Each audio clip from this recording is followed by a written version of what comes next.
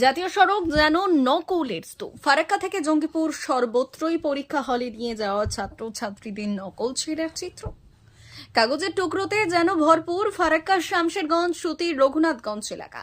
মাধ্যমিক পরীক্ষা শুরুর দিন থেকেই এমনই দৃশ্য দেখা গেল আজ বৃহস্পতিবার শেষ দিনে। যেন মহা উৎসবের সঙ্গে নকলের কারবার। এভাবে রাস্তায় নকল ছড়িয়ে ছিটিয়ে ফেলার বিষয়টি নিয়ে কার্যত উদ্বেগ প্রকাশ করেছেন সাধারণ মানুষ থেকে শুরু করে শিক্ষিত মহল। এ কোন সময় বসবাস করছি আমরা? পড়াশোনার মান কি এতই নিচে নেমে গিয়েছে?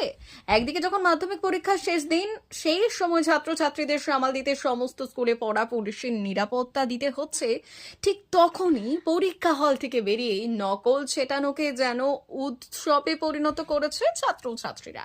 চলন্ত গাড়িতে একে অপরের গাড়িকে উদ্দেশ্য করে ছিটিয়ে দেওয়া হচ্ছে নকল বা টুকলি ছেটানোর ফলে ঠিক মতো বাইক নিয়ে যাতায়াত করতেও হিমশিম খাচ্ছেন সাধারণ মানুষ। সব থেকে বড় কথা, ছাত্রছাত্রী এবং সমাজের নৈতিক মান নিয়ে প্রশ্ন দেখা দিচ্ছে এই নকলের কারবারে।